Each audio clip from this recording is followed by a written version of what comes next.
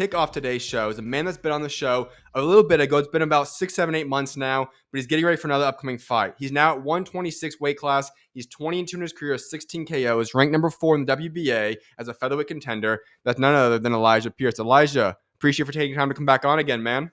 Absolutely, man. It's a pleasure to be here, and I appreciate you once again for reaching out. Absolutely, man. So since the last time we talked, you had an upcoming fight at that point in time. It was going to be against Jose San Martin. You did your job out there. You took care of business. So now it's been a little bit hectic. Obviously, you haven't been in the ring since that standpoint. You moved up weight classes. Lots of has happened. But if you could sum up, let's say the past 10 months or so, how would you sum it up in terms of boxing? There's been a lot of ups and downs, to be honest. Right. A lot of personal stuff, but also just in the career field. Like I said, I've been out the ring about, well, I'm going to say 11, like you said, about 11 months, and Right. I was actually supposed to fight in a way, and I was extremely happy about it. I was, excited that that was the breakout fight I've been wanting. So Mm, unfortunately it didn't come to pass. I couldn't make the weight. okay. So, I had to do some plotting and get with the team, and we had to figure some things out. And so we just made the best decision to move up. And it's still a possibility that fight could happen later on in the future. Right. But for the time being, I just had to put my health and my children's security first before anything. So other than that, though, man, like I said, I've still been training. Uh, this camp has been going great. I was in Japan, training in Japan, helping Ryosuke Nishida get ready Mm, for Junto Nakatani. Then as soon as I got back, I spent about a week with my kids, and then I have helped Floyd Schofield Jr. get ready for his fight versus Tevin Farmer. mm-hmm. So then, as soon as I got back from there, I started my camp. So Right. I'm in shape. I'm ready, and like I said, I'm just looking forward to proving that the wolf is here. I ain't went nowhere. Although I ain't been as active in the ring, like I said, ain't nothing changed. I'm still gonna put belt to ass. I'm still gonna do everything as normal. I'm still gonna get the job done. I'm still gonna become champion when it's all Mm. said and done. I'm still hunting and going after the top guys. I've made statement after statement, and you can expect no less. July 25th next week. All right, there's a few things I have to break down. Let's go in order from what you talked about there. First and foremost, you talked about the Inoue component there. Now, to bring clarity to that situation, when you look back at that, was that going to be the one that Ramon Cardenas ended up fighting in? Was like the May 5th or 6th, whatever Yes, day that was? Okay. And so at that yes. point in time, the offer comes to you. You obviously know that, okay, you have to move a weight. When did it all click to you? Just what made you make the decision at that point in time? I mean, well, I guess I can't just be so specific. I mean, all I know is that it was brought to me. It was Okay. said that it was very close to being made, and obviously, like I was very intent on it being made. But I ultimately had to factor my last weight cut against Jose San Martin, and Mm, that was my worst weight cut by far. And okay. so I had to do some soul searching. I talked with my father, which was my head coach, Andy Pierce. Um, we talked. I talked to my mother, talked to my management team, and I I didn't want to fight in a way half cocked. I Yeah. wanted to be at my best when I fought him. Reason being is because I just know I've seen the game. I've seen how the commenters and fans and casuals, all that. I didn't want that asterisk on my career Makes by, let's say, things didn't go my way, or in their unfavorable, and I was to lose by a knockout or lose by something where that wasn't in my control, where it's my body failing me or something like that. right. Then it's, oh, see, I knew you couldn't have beat him, or I knew you weren't on his level or whatever, as opposed to me being at my best. Gotcha. And doing that for the money wasn't worth it to me. It wasn't, Mm, because I know that ultimately down the line I'll make the money. I'll achieve everything else that I set out to, as long as I continue to put in work, stay focused, and keep working hard. I mean, I'm right there. I'm right. top five, and I just moved up to featherweight Mhm. already. So it just goes to show, man, like it's gonna happen. Like I said, people can doubt me. People can keep trying to say I haven't fought this person or fought that person. Everybody know at this point I'm calling out everybody. I didn't Right. call out Stephen Fulton multiple times. Oh I yeah. called out Marajan Akhmadaliev. I called out Rabisi Ramirez. I called out damn near any top guy. I mean, all the champions. I've called them all out. I mean, and Hmm. it's up to them to face, face the music and step in the ring with me. Even me and my boy Bruce Carrington, we've had a conversation. He's getting ready to fight for the WBC interim belt. You know what I'm Right. saying? Me and him, we've had talks about fighting. Me and him, we just wanted to do it on a respectful playing field. Whereas he gets his title, I get my title, and then we come together, and then we both make money because he's Okay. an actual friend. That's honestly probably one of the only friends I have in boxing. I mean, I have close relationships with different gentlemen, but you know what I'm Right. saying. Like as far as a friend, like me and him, we have a lot of respect for each other, and Okay. being in the same weight class and whatnot. So he's the only person that I've been somewhat again. Okay, I don't want to fight him at this particular time, Hmm. but it's boxing, man. Whenever it's supposed to happen, it's gonna happen. I'm willing to fight the best, and I've always been willing to fight the best. Now that you are out of 122, I want to ask you this question because, I feel like 122 is a very interesting weight class. Inoue's there. Obviously, he's a pound for pound top three guy. And it's almost as if once you reach a certain pinnacle there, guys are willing to sit out. They're not wanting to fight guys. It's because, you have a massive payday. And obviously, I can get it from the business side.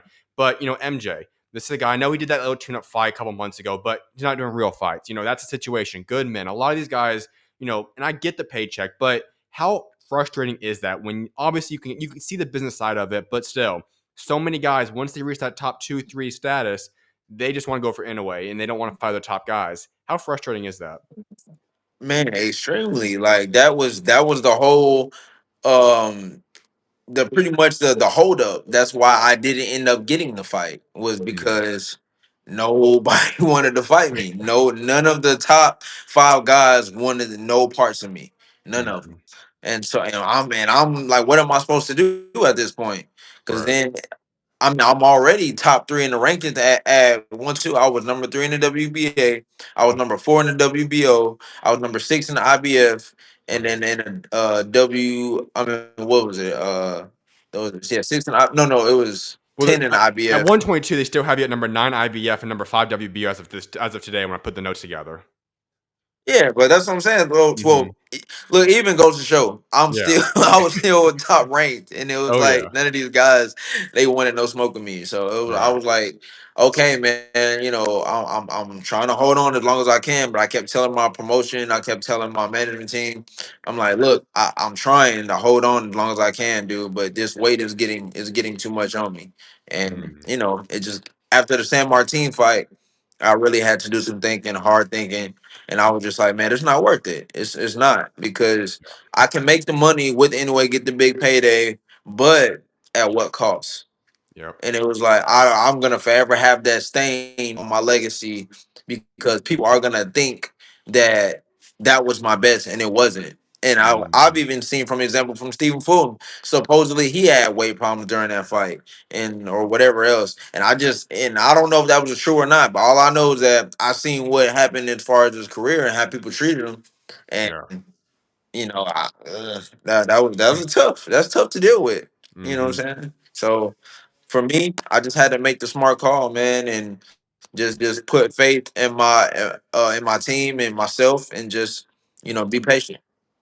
That's a great mindset you have right there because, like you said, at the end of the day, especially with boxing, this isn't basketball. It's not just going out there and playing one on one or something. There are ramifications from a branding standpoint, but also a health standpoint. And obviously, finding a guy like Inoue, not at 100%, is probably not the best idea overall. So when you talk about going out there and saying, you know what, I get I'm not going to get that payday that I probably want, but I know it's best for me long term. How did you have the confidence in yourself and say, you know what, I'm going to make the best decision from a health standpoint, career standpoint, as opposed to chasing the bag right now? Well, really, first looking at my children, what I'm saying, I'm Yeah. not trying to be a father who got them wearing a colostomy bag the rest of my life, or being hooked up to a machine and or whatever. Like Right. that's not in my life plan. So, ultimately, I had to look at them first, and Mm. then I had to just kind of, like I said, look at my career standpoint, Mm, I'm still young, man. I'm only 28. I'm about to be 29 years old here in a right. couple months. You know what I'm saying? I still got time. I'm still in my prime. You know, the world has yet to see the best of Elijah Pierce. Mm, And everything will be shown and proven. At the end of the day. So all I need is the opportunity, and the right opportunity is gonna come my way. And it's not, like I said, it's not like I've been calling out the top guy, the other top guys. Besides, in yeah. a way, I didn't. Hmm. There's more than one. You know what I'm saying? Big sheep to get. You know what I'm saying? Like I've been trying to get them all. They don't want to fight me, and I said Hmm. for good reason. Yep. All right. So when you talk about the culture at 126, we just talked about how 122, there's a whole issue there. Obviously, this upcoming fight, you're not fighting a top guy right now. It's more getting yourself ready at 126. But when you talk about, your top Bruce Carrington, do you feel like there's going to be a better chance that you get a good fight at 126 moving forward now as opposed to 122? Definitely, because at Okay. 122 there was a whole, like you said, there's a whole line. Everybody was Yeah. literally skipping and waiting and trying to maneuver to fight in a Hmm. way. At 26, there's four champions. You know what I'm Yep. saying? So there's no reason why I can't get an opportunity to face one of them. You Yep. know, and if that was the case, I mean, damn, I mean, at that point, how does that not prove that I'm a top competitor at that point? Right. Right. But you know what I mean. But um,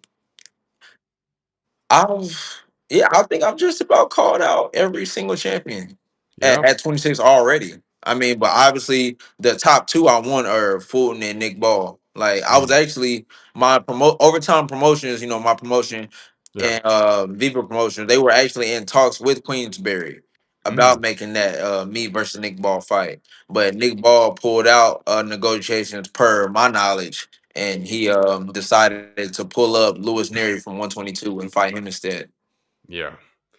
I want to ask about Nick Ball there because that would be a very interesting fight to see between you two.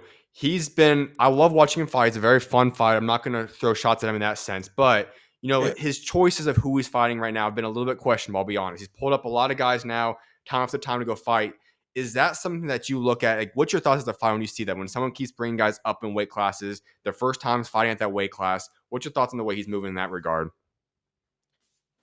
I don't necessarily agree, Hmm. but like I said, it's a business, man. So I Yeah, do get it to a certain degree. Like I get it. Everybody want to make money. Everybody wants to be in the spotlight. Everybody wants to keep making their bag go forward and whatever else. right. So it's not that I'm necessarily against making smart decisions, but at some point you got to fight, dude. Like you fight the best because that's what the fans want to see. Yeah, You know what I'm saying? And it's also up to the fans to stop the bullshit. And they got to quit trying to write every fighter off when they take one loss against another world level competitor. yeah, And I'm gonna continue to stress that over and over and over because that is the lost foundation of the game. That is one of the biggest things I think today that is harming boxing. Every 100%. time somebody loses, they all of a sudden they trash, and they could have several accomplishments. It just don't even matter. It's just like their history just completely written off if they take a L. Right. And having went through that myself, like I said, having my two early losses written off. But yeah, Mhm. I earned my way back. Now I'm even exceeded where I was before. Now I'm top five in two weight classes. You know Mhm. what I'm saying? And I still get it all the time. Oh, you ain't this, you ain't fighting nobody, or you're not this. I'm like, I can't make this guy get in the ring with me. I've tried. I'm trying. You know. All right, so you already talked about it. You've called out countless guys. We've already talked about a couple of them. If you're going to put together your top five list, whether that be the champions or that be top contenders right now, Bruce Carrington obviously will be fighting next week. I think, yeah, next week on Saturday. You got other top guys. Goodman's obviously theoretically in the mix now. Omar Trinidad, Luis Neary, Daniel Collins, so on and so forth. Who would you say are your top five guys that you want to fight? If you could make anything, no restrictions, who are those top five guys? That Rudy Fulton, him first. Okay. I want to smoke that dude. I know I beat the shit out of that dude. Him, Nick Ball, um, ah, I think Angelo Leo would be a good fight as well because Mhm. I like Angelo Leo. He's a really good fighter. I think we'd be a great fight. Yeah. Um, real action packed. Let me see. I'm trying to remember. Some of the guys at 32. Uh, man, what is dude's name? Uh, uh, it escapes my mind. Espinoza? But no, I mean Espinosa. Yeah, he can. I definitely let to fight him too. But Okay. I mean, all like I said, all the champions at 126 for sure. All right. Yeah, all definitely all the champions at 126, and um the Mirko Quello dude or any other top contender. Like literally, there's not a name that I would turn down who's in the top 10 right now. Like All no, right. I would not turn down any name that can get me that much closer to a world title. I would accept immediately. Like Okay. there's no favoritism, there's no cherry picking, there's no well I try to beat him and because he's easier. Yeah, they end of the day, man, a fight is a fight. You know, Hmm. styles make fights. I'm I'm very like I said, my whole reason I spell the wolf with the triple X's is because I'm unpredictable. I can Hmm. fight a different amount of different styles. You know what I'm saying? I'm adaptable. I know what I'm doing, man. I've been doing this too long. So ultimately Right. I ain't afraid of no challenge. You know, bring them all on. All right. You look at after this upcoming fight, which we'll talk about after this question, but you look at everything else that could be on the table for yourself in terms of getting back in the ring. When is that? Is there already discussions on that regard? Is that something you're planning for? When can we see you back in the ring after your upcoming fight? Oh, I already told my promotion, yeah, you better have my ass back in there ASAP. All right. ASAP. Cause I mean, I done already been out the ring for 11 months, and Yep. really, it's been truthfully, I don't know why. I really don't. Like I said, Mm. I know the whole stuff with the anyway situation or whatever, but that wasn't that still wasn't an excuse for me to be out that long. Like I was kind of like, okay, so what's going on, and Right. it just there was a lot of dissension going on between my promotions and management and everything else. So I just had to play the waiting game. So Hmm. I don't know what the hell was going on, but bottom line, we back now, we ready, and July 25th, the hunt continues. So when you look at having to be outside of the ring that long, is there any blessing in disguise? I mean, from the outside looking in at it, I kind of look at, okay, mid-career, you could say in a sense, you get a year off almost to go out there, recover, go get some great opportunities. Like you said, go to Japan, be a part of Floyd Schofield's camp, so on and so forth. Were there any blessing in disguise of almost letting yourself recover in a sense for the past year now? Yeah, like I said, all of them was. I mean, Hmm. it really more than anything, it gave me a confidence boost. Mm. It was I seriously going to Japan was life changing for me just because of the mental acumen that it kind of gave me and showed me, like just being out there, the love and the Mm. admiration I was getting and stuff like that, like just seeing the cultural differences, Yeah. all that, man, it was amazing, and it was motivating. And then to come right back to the States and then get in Schofield's camp and experience what I experienced in that camp, and that's like family. Like I didn't been like big bro to Floyd Schofield since he was like 8 years old, Mm. when he was Really? in when we trained in the same gym back in Atlanta. Okay. So, what I mean, like it was just a pleasure, and ultimately I was thankful for the opportunity, and it was just a blessing, man. I'm grateful as hell for every opportunity that I've gotten thus far. I want to ask about Japan because you talk about the earlier component when about, when you take a loss in America, at least specifically, people are going to start writing you off. And I feel like overall, the boxing culture in America is extremely toxic. In my opinion, it's really, really bad out here where you got a lot of people, like you said, that will write guys off for one loss. You have another situation where, guys are going to be going back and forth. A lot of guys will love one guy and think they're basically God, essentially. And there's a lot of weird stuff in terms of the boxing culture out here. Japan, I feel like, is much different, though. I feel like they have a neutral respect for anybody that steps in that ring, puts on a show. Would you say that their culture for boxing is a much better position and place than America's today?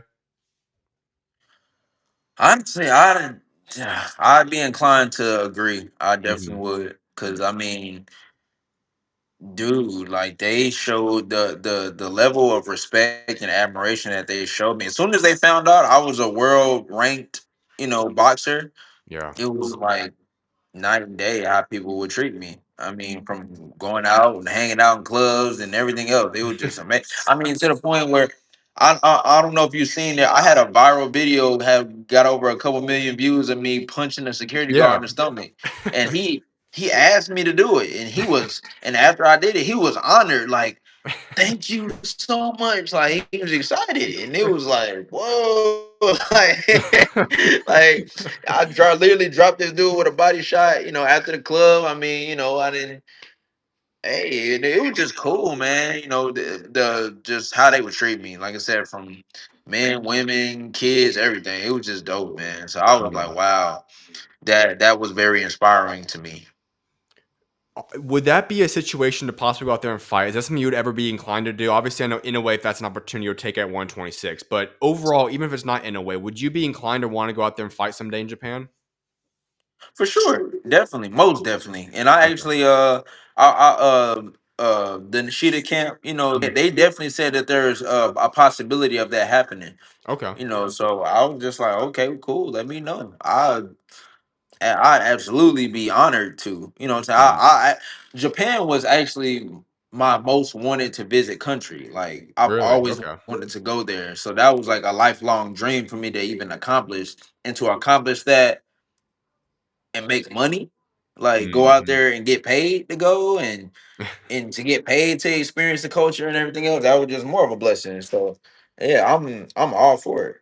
I love it. All right, well, let's wrap up this interview, man, talking about your upcoming fight. Michael Demarianis, he's 36-4-2 in his career. When you talk about this fight, like I said, on paper, as a media guy looking at it, obviously my prediction is pretty easy that you're going to win that fight, but it's a tune-up fight in terms of, I think, getting you ready for 126. Is that overall, like, how are you looking at this fight? How are you preparing for it? And what's your thoughts on how this fight's going to go down?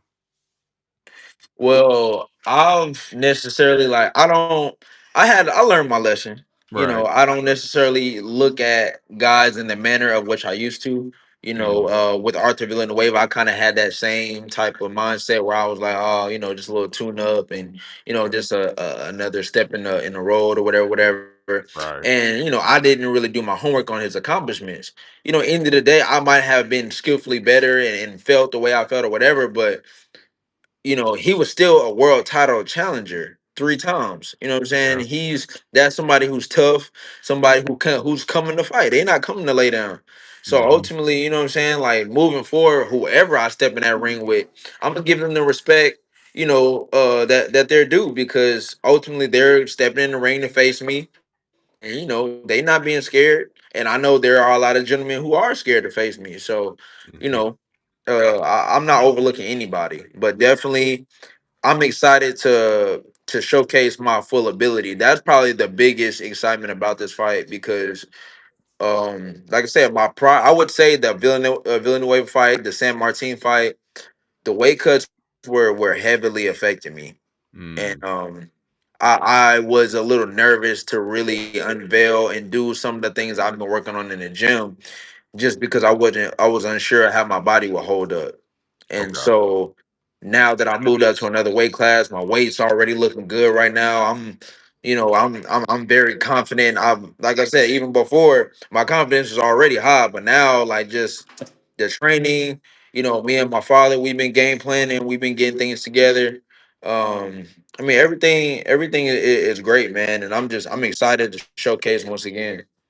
All right. Speaking So, of which, my father he's right here too. all right. What's up? Okay.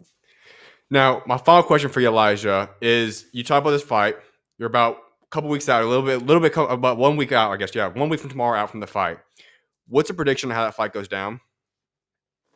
Oh, I'm thinking it'll probably be I'm thinking definitely it'll probably be a early night. All I right. mean, I'm not really big on the predictions like I used to be anymore. Like I used to kind of, oh yeah, I'm gonna knock him out in this round, that round. But now I'm I've matured. So Hmm. ultimately, it's gonna be a good fight. I just want to showcase my full ability. I want to definitely show a lot of the things I've been working on in the gym, and just let people know that there's more to me than just being a power puncher. I know I've been knocking most of the guys out or whatever, but I really have a lot of my tool bag that I can pull from. Absolutely. Well, I have to ask you a follow question real quickly then. What's your prediction? How's this fight going to go down? Well, I feel pretty much the same way. Okay. We've trained really hard. We've been really effective in some of the things that I've taught him, and he's learned. He'll execute in the ring, and I think it's going to be a quick night. All right. Do you see a noticeable difference in Elijah between him being at 122 and 126 now with the new weight cut? haven't really. Uh, he hasn't really gotten down to the weight to where I can see if it's going Right. to affect him, but it's going to stay the same. He's breaking his weight down. Give me another maybe half a week, and I'll kind of know if it's going to be a difference. All right. Sounds good. Well, I appreciate both of you guys for coming on today. And Elijah, best luck in about 8 days from today, man. Can't wait to see what God's got in store for you. Absolutely, bro. It's a pleasure. Yeah, Once again, I appreciate you having me on, man. It's always a pleasure. And you already know, anytime you want me on, man, just feel free to reach out. Like I said, man, Team Wolf, we finna make it happen, man. We doing our thing. We locked in, loaded for July 25th, and it's gonna be a banger, man. The hunt continues. Absolutely. Well, best luck, you guys. You know you're always welcome on, Elijah. God bless you guys. God bless. Likewise, man. Likewise.